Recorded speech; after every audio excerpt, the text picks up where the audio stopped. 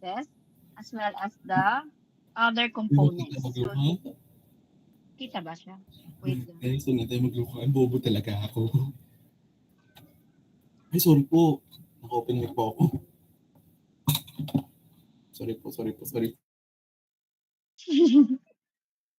okay. So anyway, so this part, dito po sa lower part, left, Left, tama yan. lower left, pag nakaharap sa akin yung screen, lower left is the components.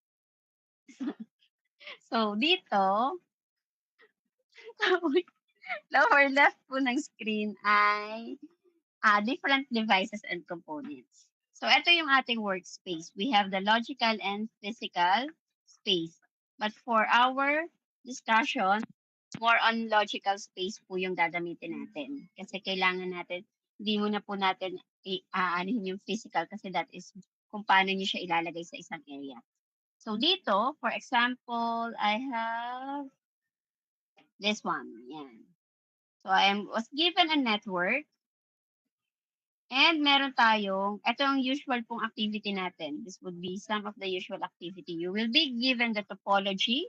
This is the topology or the diagram. Then you are given also the addressing table.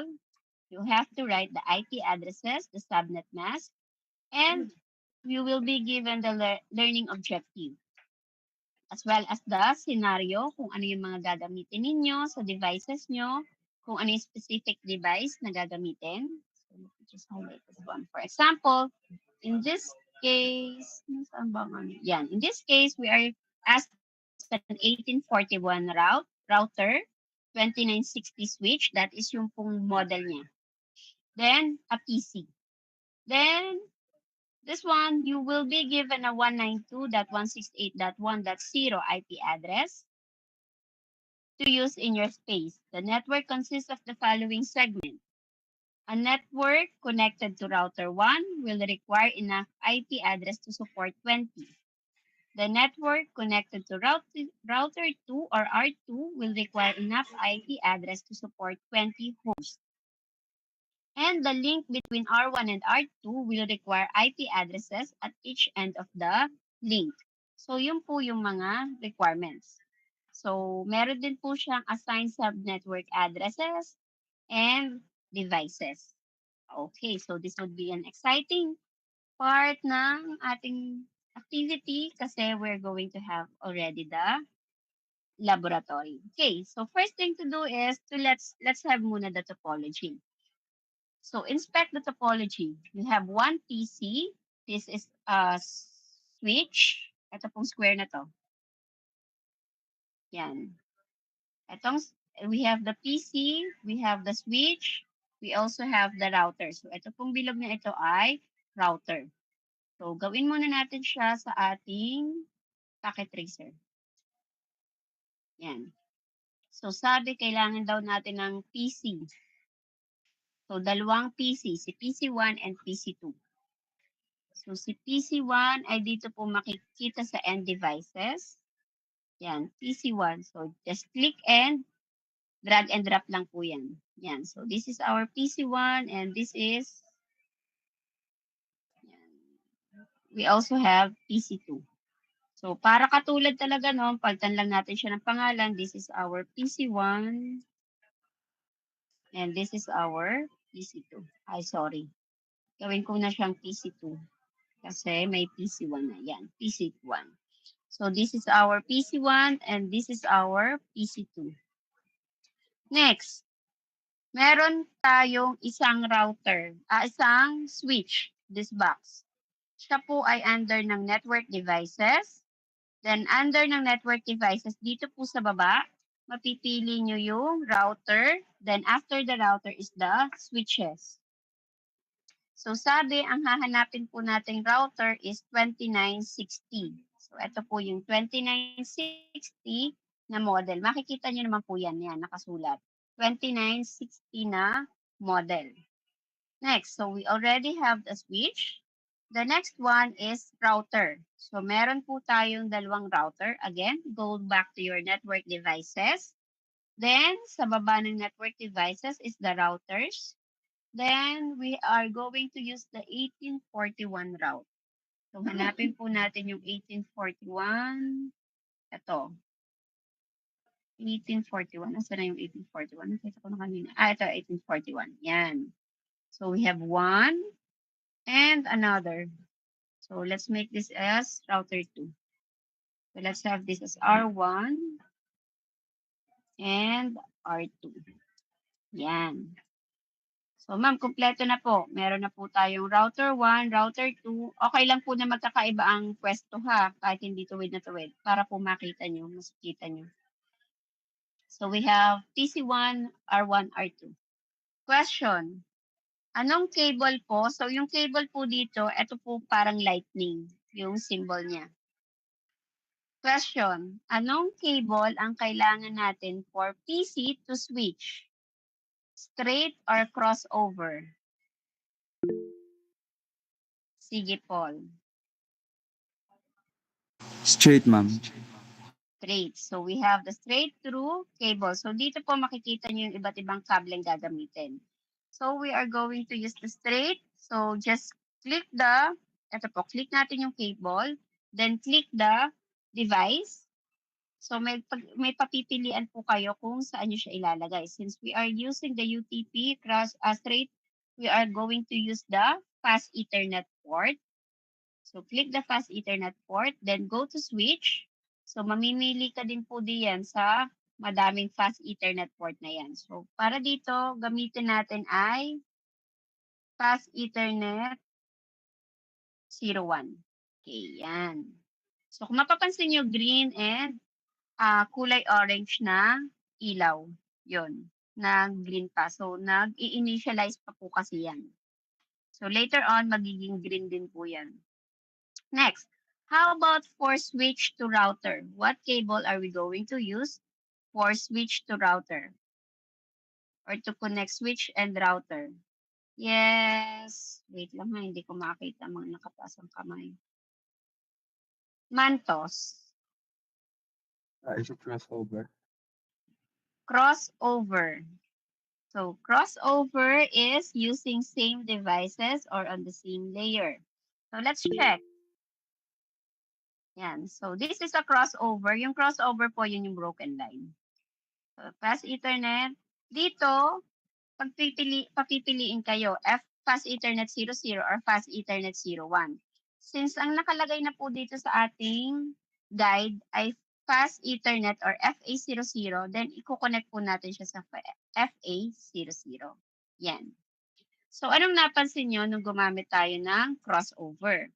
Kung mapapansin nyo, ang naging light niya is red light. So, ibig sabihin po niyan, hindi po tugma yung kableng ginagamit ninyo.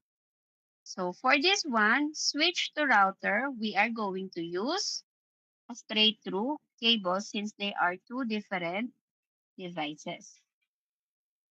So, click lang po natin delete. Then, let's choose again our straight. Yan. Ma'am, nag-red pa rin naman po. Hindi man po nag-orange. Red pa rin po yan kasi po kailangan pa nating i-configure ang ating router. Pero mamaya po siya ay mag-green din. Yung switch at PC, since wala naman po tayo masyadong pinoconfigure dyan, diretso po yan, nag-green agad. Pero pag kinakabit natin sa router, since kinoconfigure natin si router, usually po red po yung light indicator natin. Yan. Next, for router and PC, since same po or they are considered po as same devices. Not literally na same devices but they are considered on the same layer. Kaya po ginagamit natin to connect a router and a PC is a crossover cable. So dito FA00 din, then fast Ethernet. So crossover. Next, the next thing is the connection between our routers. So sa router po, router to router, ang ginagamit po natin diyan is the serial cable.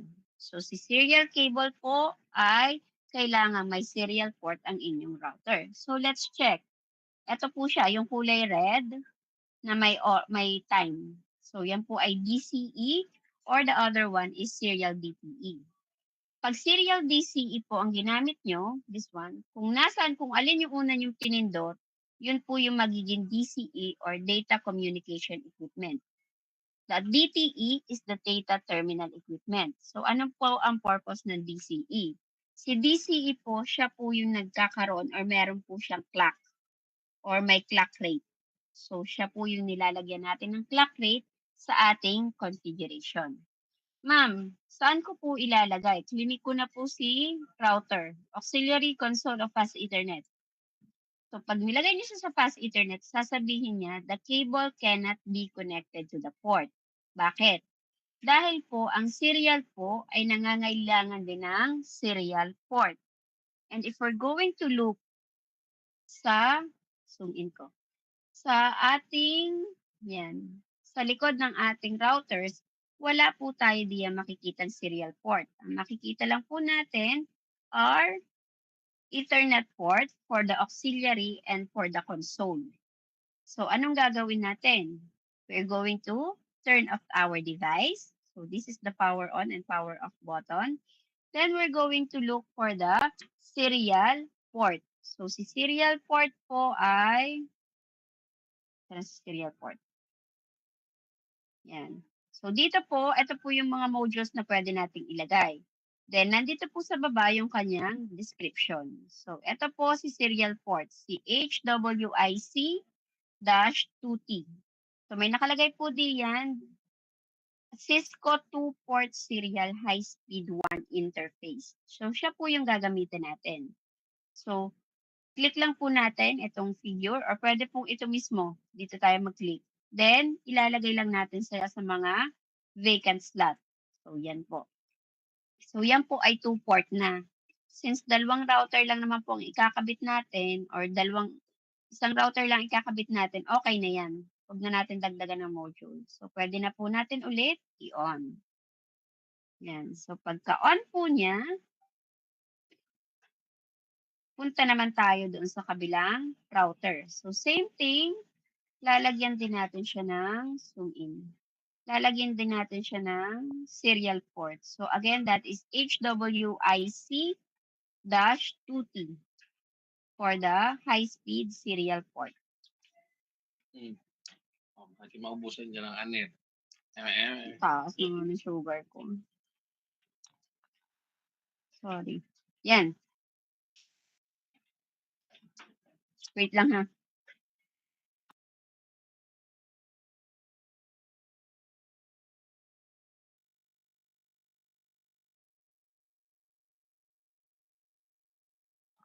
Okay. So for this one, we have already added modules in our routers. So close lang natin. Be sure na in-on nyo ulit yung router ha. Baka mamaya makalimutan yung i-on. Hindi siya gagana. So kunin na ulit natin si DCE.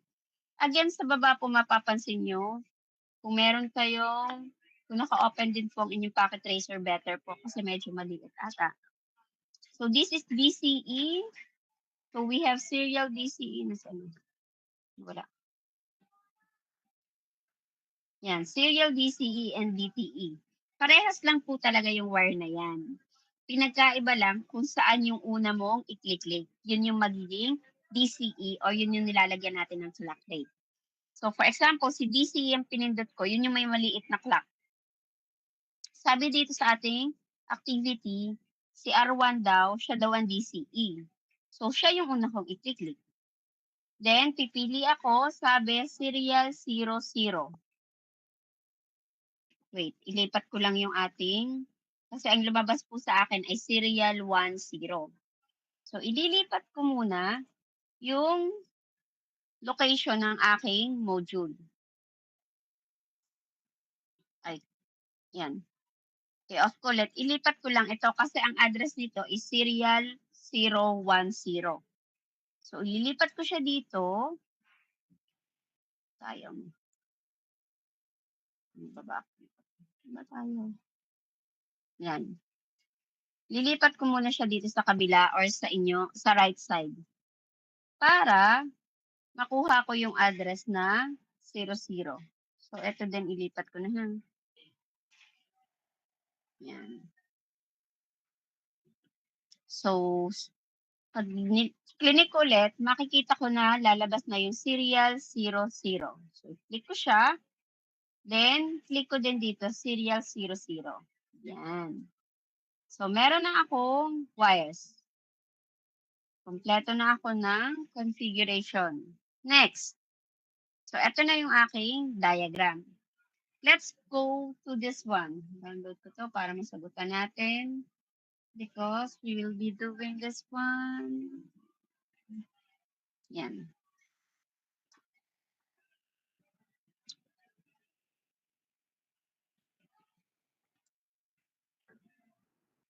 So, okay na tayo sa topology natin sa packet tracer. Next. This one. Ma'am, sasagutan natin po yan. So, pag sinagutan natin yan, consider muna natin to. Ang sabi, ang given daw IP is 192.168.24. Ang network daw na connected sa R1, which is this one. This one, sa part na to, let me get insert. Yan. Para daw sa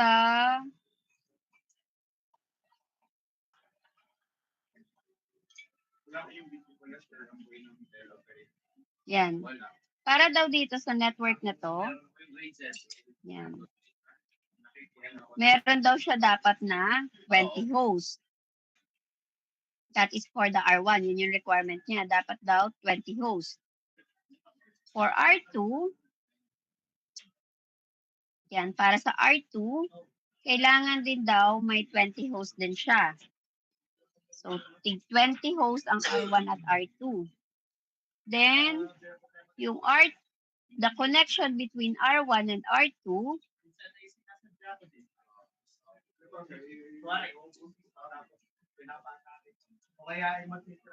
yan.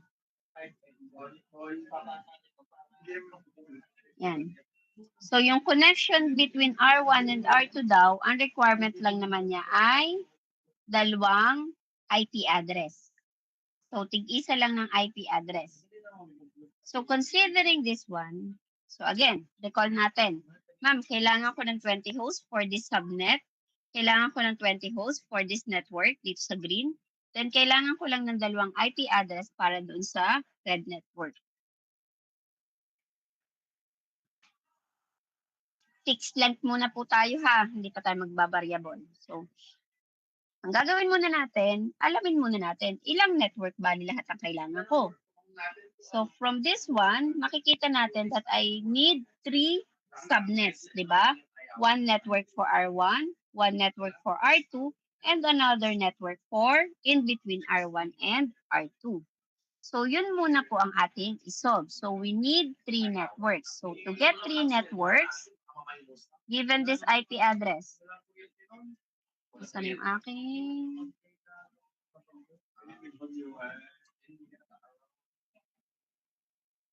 Yan.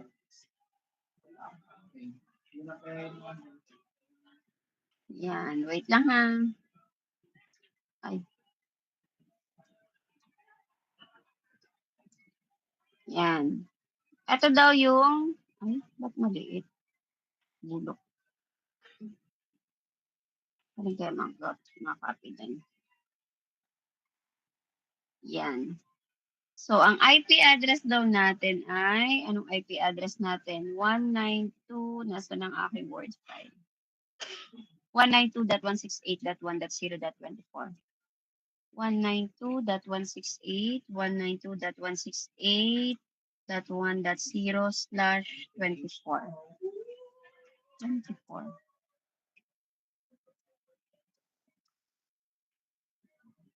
Ito yung given na IP address sa atin. Yan. So, yan yung given na IP address sa atin. Ano ang requirement? Requirements.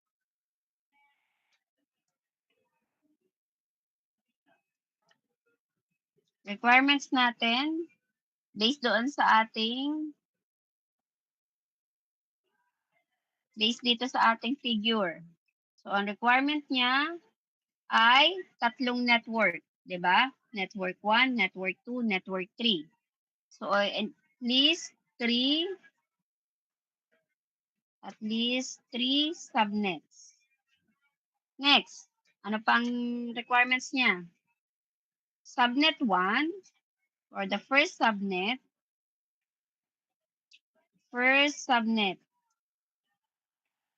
Ito yung first subnet daw ay 20 host. Second subnet, which is yung R2, is also 20 host. And the third subnet, ang requirement lang natin ay 2 host, 2 host. So, yan yung requirement natin. So, given this one, ano naman yung iyong magiging N or what would be our borrowed bits? Solve for N or borrowed bits. Bits to determine the number of subnets. So, given this one, we have 2 raised to N is greater than 3. And what would be the answer? N is equal to, anyone? Yes, Casas. 2 po. N is equal to 2. If N is equal to 2, then that would be 2 raised to 2, which is equivalent to 4. And 4 is greater than 3. So we have N is equal to 2. Now, let's check if we still have enough hosts. Since ang maximum host na kailangan mo naman ay 20, yun na lang ang i-test natin. Ano? So we have 2 raised to m. Yung m natin yung number of host bits ha. Minus 2. Should be greater than 20. Note natin, m is the number of host bits. So, number of host bits natin ay, so 2 ang binawas natin. So, that would be 6 na lang yung host bits natin. M is equal to 6. Therefore, 2 raised to 6 minus 2 is equivalent to what? So, that would be 2 raised to 6 minus 2 is equivalent to 62. So, pasok pa rin siya. Kasi meron pa rin tayong 62 yung host, which we only need 20. We have 4 subnets, which we need 3. So, pasok na po yung ating nakuha na number of bits and number of host bits. Next, the next thing that we are going to do, yan. Next thing we are going to do is what? Let's check again ano ba yung requirements sa problem. So, nakuha na natin to. Okay na tayo dito. This one. Assign the first subnet. Yes, Miss Alaman. Yes, Saira. Saira? Ay, sorry po, Question? napindot ko lang po, pero itatanong ko na din po. Kasi naka Mm. 2 raised to 6 po. Pwede po bang 2 raised to 5 lang yun? Kasi 2 raised to 5 po is 32 minus 2. 30. Mm. Pasok pa po yung 20 host. Pwede pong m is equal to 5 na lang. Pag nag-m is equal to 5 ka kasi, ibig sabihin, tataasan mo yung n mo. Kasi remember that the host bits ay yung tira lamang from your network bits. 'Di ba? Ang n natin is 2. So, ito na lang kasi yung babaro natin. So, 8 minus 2 is equal to 6. Kaya 6 ang ginamit ko, ganda. Okay po. Sige. So, kung ginamit natin, ang gagamitin natin ay yung m, which is 5, okay naman siya. Kaya nga lang, i-increase mo din yung number of borrowed bits mo. So, ibig sabihin, ang magiging borrowed bits mo ay 3. So, ang magiging subnet mo ay equal to 8 subnets, which is sobrang laki doon sa required natin na 3 lamang. Okay lang na dumami yung host bits or yung host IP address natin. Okay? Okay po, gets po. Okay, sige. Next. So, tingnan natin yung iba pang requirement ng problem. So, let me just copy this one. Ito naman ay sa assigning ng IP addresses.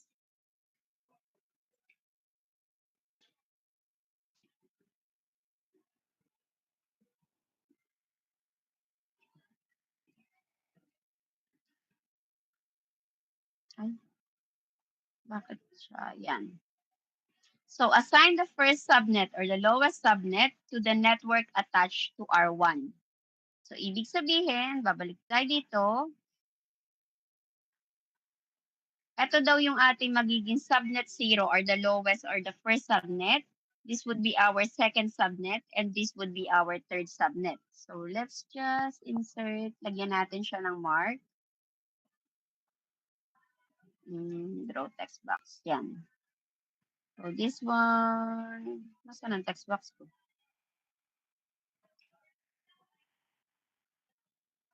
Yan.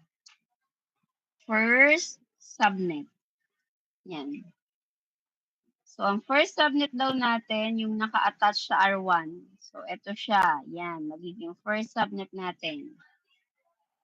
Second subnet daw natin, yung naka-attach between the two routers. Second.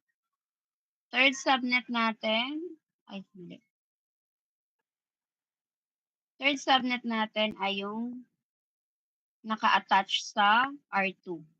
So, this would be our third subnet. Yan. So, we have subnet 1, 2, and 3. So, going back, alamin natin yung mga alin ang naka-assign. So, dito, so this would be our first subnet. Ano nga ulit ito?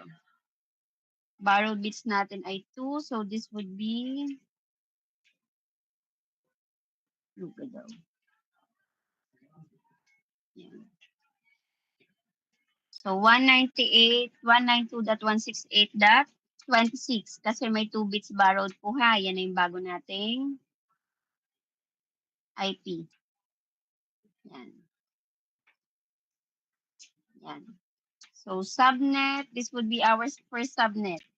So, ang first subnet natin would be 192.168.1.2 bits borrowed. 1, 2. So, this is our bits borrowed. Gawin ko lang ulit red ang bits borrowed para maiba. 1, 2, 3, 4, 5, 6. Yan. Slash 26. So, this is our subnet 0 or first. This is our first subnet. First subnet. Or subnet 0. Next, our second subnet or subnet 1. Ba't nalaki? Yan.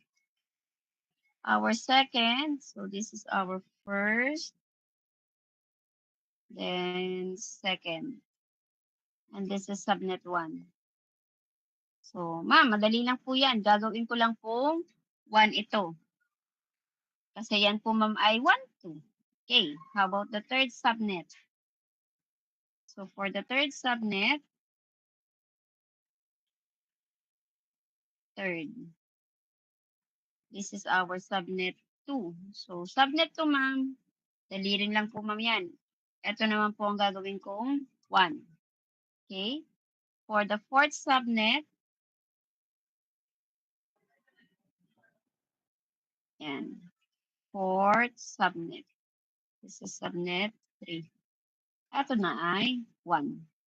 So, yan po. Diba? Sabi natin, we have 4 subnets. So, ito po yung subnet 1 or subnet 0, 1, 2, or the first, second, and up to the fourth subnets. So, yun yung mga network addresses niya. Pagdating sa broadcast, ano yung magiging broadcast address niyan? So, ang broadcast address niyan ay gagawin ko lang lahat itong 1. 1, 2, 3, 4, 5, 5. Then, same thing with this one. Gagawin ko lang lahat ng host bits na 1. And that would be my broadcast.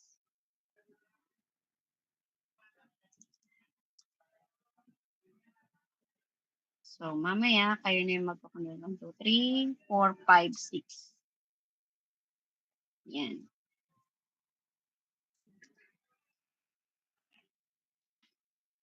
One, 2, 3, 4, 5, 6. So, these are my subnets. So, yung lowest subnet or yung subnet 0, yung first subnet ko, yun daw yung naka-attach sa R1. Second subnet ko, nakalink sa R1, R2, and so on and so forth. So, itong tatlong ito lang po yung gagamitin natin, ha? Yung fourth subnet, hindi na po natin yung gagamitin. Okay? Next. So, okay na tayo dito. Assign the subnet. Assign na po natin. Ay, ano po ba yung iba? Parang yun muna, no? Papusisig muna tayo. Ha? Papusisig. Sige na. Ano ba yun? Oh, sige. Next. Bakit nag-ano to? Wait lang ha. Ay, mali. Tanggalin ko lang to. Kasi bibigay ko sa inyo to. Oh. Next.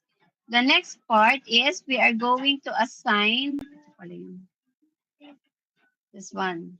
We are going to assign the appropriate addresses to the devices.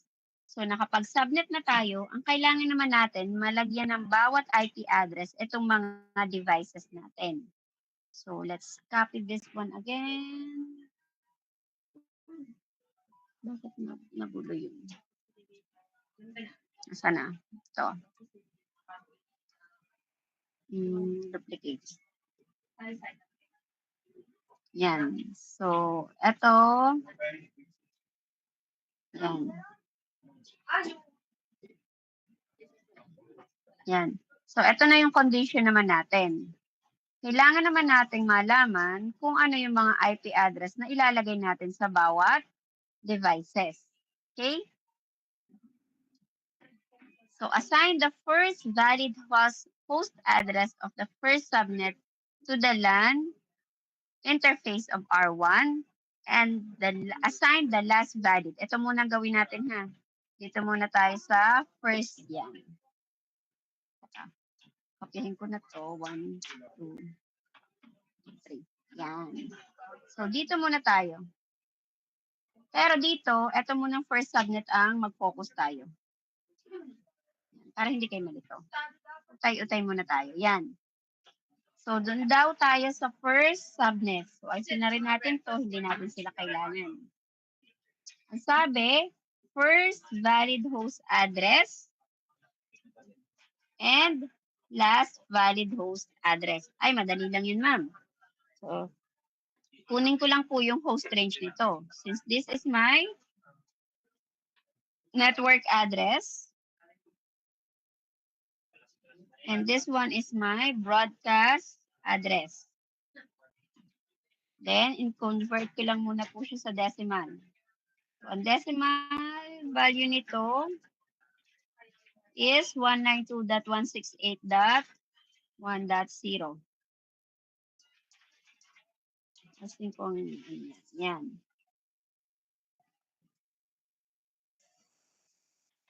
This one naman, aring isa naman ay .63, if I'm not mistaken.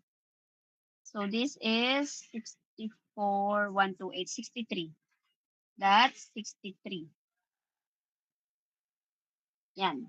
So ito ng broadcast. So ano yung magiging host range niya? Host range niya would be equivalent to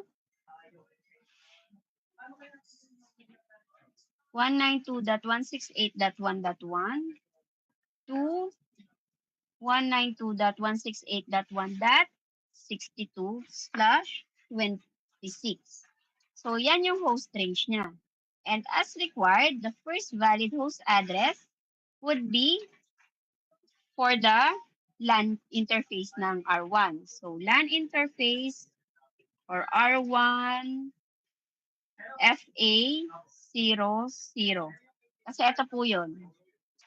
Gusto na yung ating word file. Ito po yan. Ito daw yung lalagyan nyo. FA, ito po yung, tanggalin ko muna ulit rin ha. Kasi baka malito kayo. Yan. So, dito, ito po yung kanyang LAN interface, yung FA00. Kasi yun po stands for Fast Ethernet. So, yun yung LAN interface niya ng R1. So, the LAN interface of R1 is FA00, which is equivalent to 192.168.1.1/26, since it is the first valid host address. Next po, sabi, last valid host address in the first subnet to PC1. So, going back to our file, ito naman po si PC1. So, lalagyan daw natin siya ng ating host address, which is the last PC1. PC1, which is the last valid host address. So, that would be .62. Okay? So, that is for the first subnet pa lamang po. Question, clarification so far. Question, clarification. Nalito ba? Mabilis? Or what? Any violent reaction? Or do you need to take a 5-minute break para makahinga? Or what? Comment, reactions? Pinaprocess pa rin. Yeah. Okay, now we are going to proceed to the next one. Or question muna po, clarifications. Clear po kung paano na tinakuha. Okay, good. Sige. Let's proceed to the next one. So for the next part, be sure to raise your hand po ha kung medyo nabibilisan or kung merong hindi agad nakuha. Kasi once po na mag-activity na tayo, hindi ko na po kayo tuturuan. And usually po sa exam natin sa network, it's either gagana siya or hindi gagana. So kung mali tayo sa pag-IP address, definitely magkakaproblema po tayo. Ano? So sige, dito na tayo. So let's proceed with the second subnet. So sa second subnet, same then, first valid and last valid host address for the one interface on R1 and one interface on the R2. So yung tinatawag po natin one interface, yun po yung mga serial. So kung sinabing one interface ng R1, then that is the serial port of R1. Then one interface ng R2, that is the serial port of R2. So going back to our slide. So tanggalin ko muna ulit itong third subnet. And sulat muna ulit natin to. So this is the network. And we also have, this corresponds to anong kanyang decimal value. So this is 192.168.1.64/26. And this one, our address or broadcast. Broadcast is 192.168. This one would be decimal value niya ay nasa naman. Ay, hindi yun. Decimal value niya is 192.168.1.127. 127/26. Yan. So, ang host range niya, would be 192.168.1.64 to 192.168.1.1. Sorry, this is 65.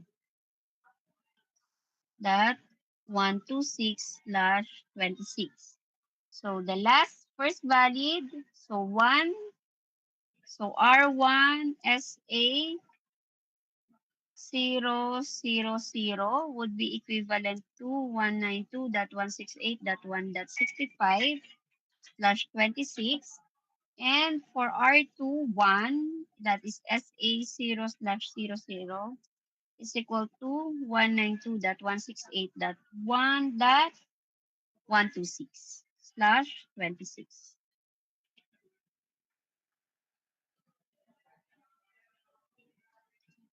Yan. So that is for our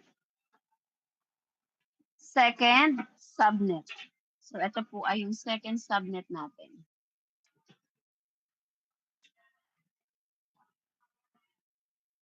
Yan, second subnet.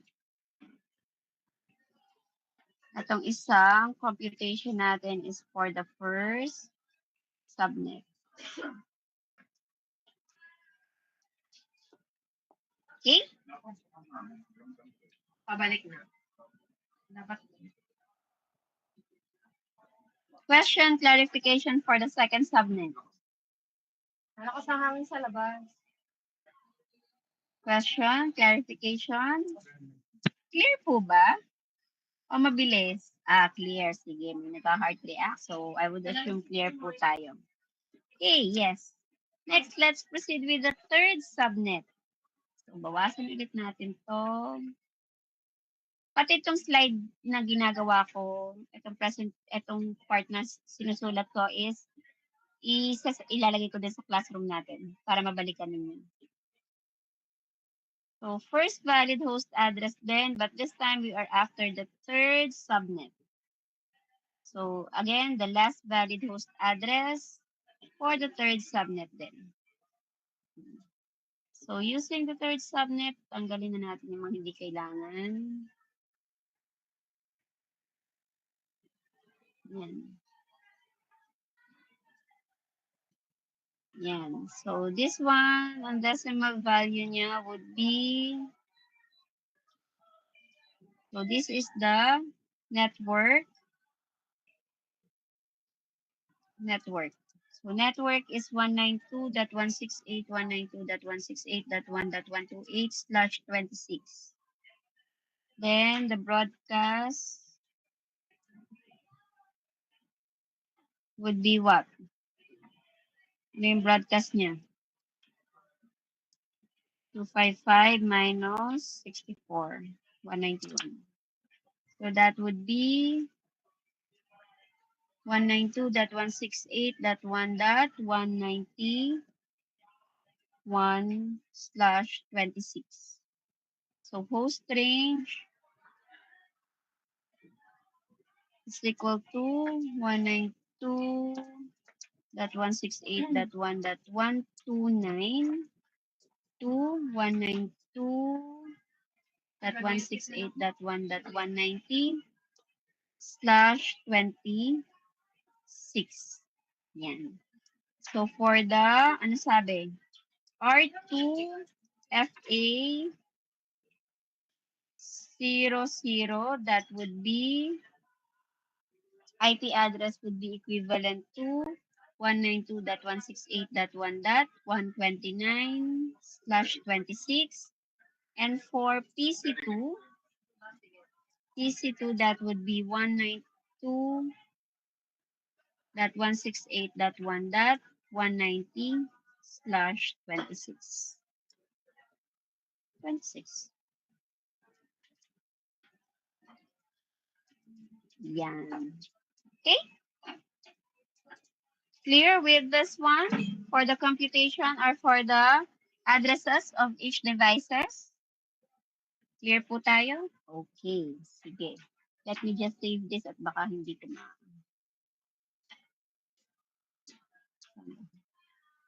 Ano sinesave? B. Ito na lang. Lecture 9 dash, ano nga yun? 30. Yan. Okay. So that is, so ma'am, ma-fill out na pala po natin to ng IP address. So, si PC1, si SA, si FA, malalagyan na natin yan ng IP address. Yung subnet mask naman, that is /26. So, that is 255.255.255.192. Ma'am, paano po ang default gateway? Ang default gateway po, ito po yung IP address ng R1 or ng router kung saan nakakonect ang inyong PC or saan pumapasok sa router yung isang network. For example, this one, kung ang PC1 mo ay papunta sa R1 through FA00 or Fast Ethernet R1, then ang gateway po ni PC1 is FA00 or kung ano man yung IP address ni FA00 ng R1. Same thing with this one. So since PC2 nakakonect sa R2, ang gateway ni PC2 ay yung IP address ni R2 or yung kung saan siya naka-connect. Okay? Sige. Mamaya, babalikan pa rin naman natin yan pag tayo na-configure na.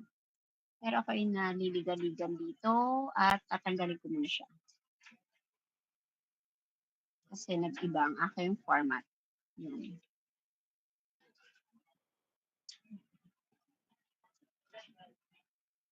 Yan.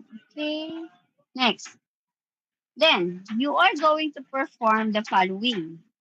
You are going to perform the initial router configuration required for connectivity. So, we are going to configure the router host name, disable the DNS lookup, configure an exec mode encrypted password, class, and configure the message of the day banner. As well, papalitan natin to. ECE 3102, di ba? 3102. Then we are also to have the following IP addresses and so on. Tanggalin natin itong yan. Okay. Save ko muna din to.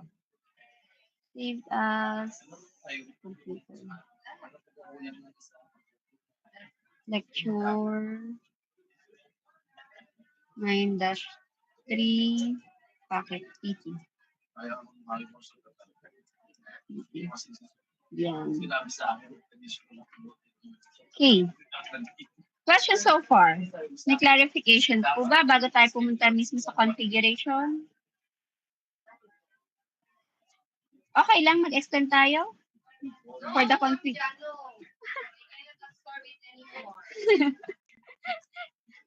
Nagre-reklamo na yung ano natin. Sige, ganito. Kasi medyo maliit nga rin yung screen ko sa Pocket Tracer. Baka kasi nahihirapan din yung iba. I'll be posting this one sa ating classroom.